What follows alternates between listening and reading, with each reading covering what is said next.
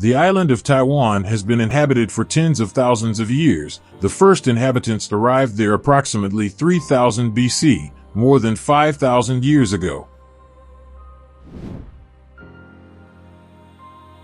They only make up about 3% of the current population, and little is known about them or their early days, but they are still present on the island today.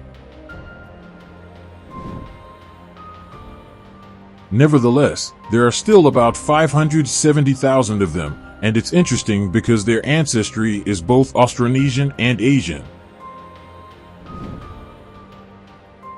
The majority of historical linguists also believe Taiwan to be where the Austronesian language family first originated. So it seems sense that this 36,000 square kilometers island has been significant since the beginning of human history.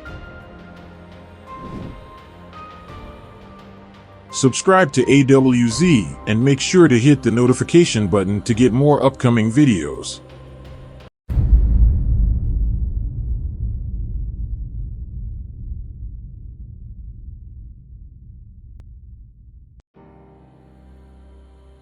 Early Chinese histories mention expeditions to the eastern islands, which some historians attribute to Three Kingdoms Taiwanese forces. In the 3rd century, travelers, particularly from the state of Wu, are mentioned as traveling to the island of Izu in the Book of Sui. Early in the 7th century, Emperor Yang sent 3 voyages to a location called Ryukyu, whose characters are read as Ryukyu in Japanese, according to an official history book of the Han Dynasty from China. It is thought that Taiwan was incorporated in the name at this time, and the island received its first European name, Maza, in 1544. Today, the Ryukyu are an archipelago of smaller islands located north of Taiwan. Portuguese sailors dubbed the island Firmeza, which means beautiful, when they passed by it on their way to Japan, according to the ship's log. The nearby little archipelago, Skadorch, was given the Portuguese name for fishermen and it also goes by the name Pingu. Chinese fishermen, traders, and even pirates began to frequent the southwest region of the island in the 16th century, and the Dutch who arrived there in 1623 reported coming across about 1,500 Chinese people. After being defeated by the Portuguese in Macau, the Dutch were keen to expand their colonial empire and required a location in Asia to establish a commercial and military base. Continuing to highlight the island's historical names as well as the significance of its status as an important strategic hub for East Asia. The Spanish also built a fort on the northeast coast in what is now Quilong and another Fort Santo Domingo in what is now Tamsui because they saw the area as a threat to their control over the Philippines. Although the Spanish presence was short-lived, and they eventually left alone. The Dutch went out to conquer several local tribes in order to establish a Dutch colony on Taiwan. Up until 1662, the Dutch East India Trading Company managed the island and its predominantly indigenous population, establishing a tax system, schools to teach the Aboriginal languages in Romanized scripts, and attempts to evangelize the locals. Successive occupiers frequently adopted these Dutch systems. The Dutch East India Company severed its links with the Ming Dynasty with the emergence of the Qing Dynasty in the early 17th century and partnered with the Qing instead in exchange for access to their commerce and shipping routes. However, their bid didn't pay off when Koxinga, a Ming Dynasty supporter, besieged Fort Zeelandia in 1662, defeated them, destroyed the Dutch colony, drove them off the island, and founded the Kingdom of Tungning, which was supportive of the Chinese Ming. It's interesting to note that the island was already the topic of a conflict between two opposed groups trying to govern China, a foreshadowing of future events. The Ming Dynasty may have conquered the Dutch in Taiwan but lost to the Qing in mainland China. Despite this defeat, Taiwan did thrive in several ways. The island's population increased as a result of the migration of numerous Chinese seeking to escape Qing tyranny. However, the Kingdom of Tuning was unable to support itself and had to contend with numerous internal power battles.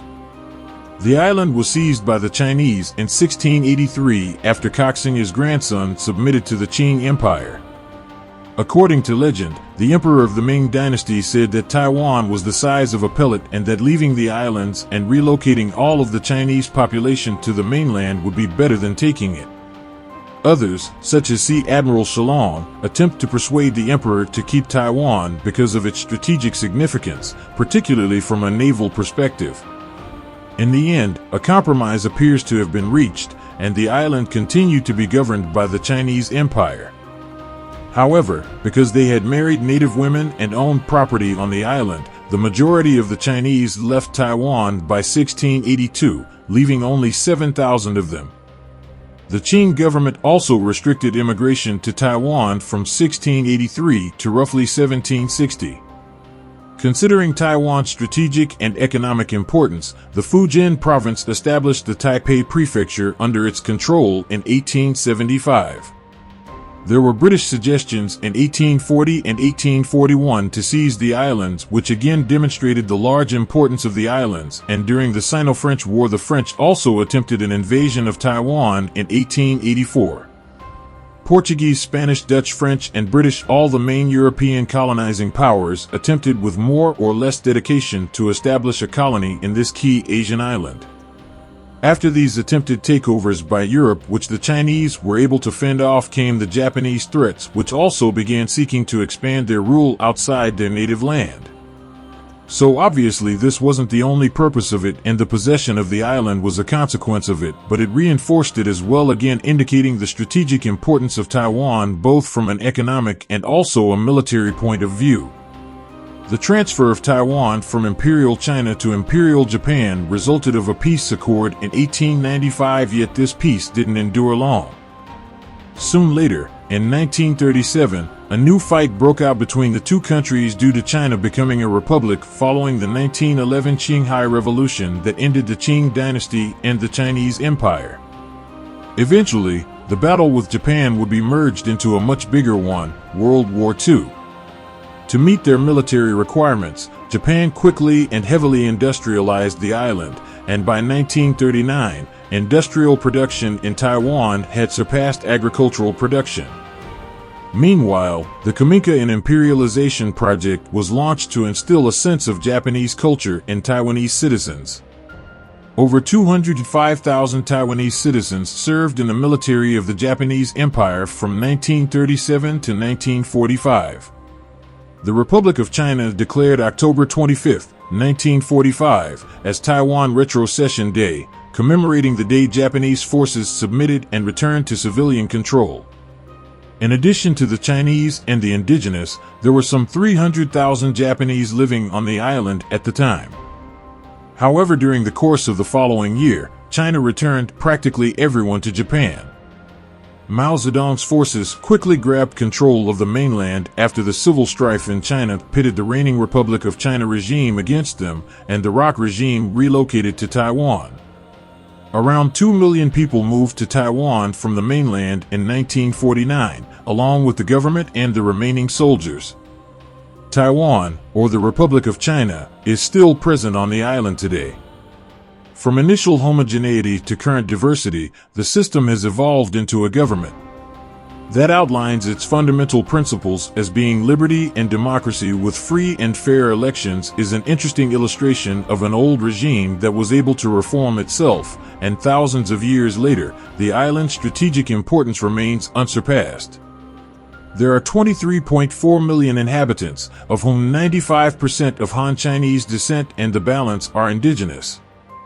However, out of 95 Han Chinese, these vary among themselves in terms of both the regions of mainland China they originate from and the period when they arrived in Taiwan. 70% are from Oklo, 14% from Aka, and 14% from Xingrin. Taiwanese Mandarin is their official language, although they also recognize various local dialects and a group of indigenous Austronesian languages called Mosin as national languages. Because the Dutch were unable to fully colonize the eastern section of the island, many indigenous languages are still spoken there, with some regions having high percentages.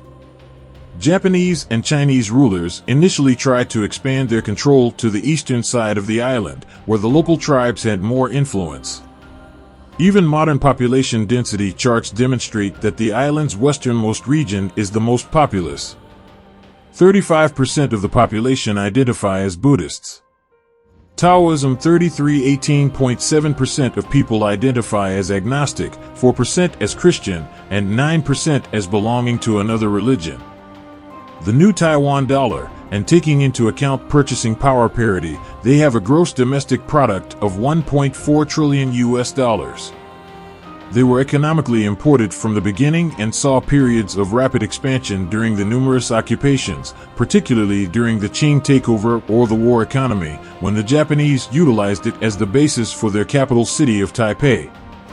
The arrival of the Chinese, European powers who sought to colonize it and take advantage of its strategic position for the conquest of Eastern Asia, how it came under the control of Imperial China, then Imperial Japan, and how it was then returned to the Republic of China are all covered in this brief history of the island of Taiwan, its origins, and native people. The key importance it had initially in the Austronesian language and culture, as well as its expansion throughout the Pacific. Subscribe to AWZ if you like this video and want to see more like it.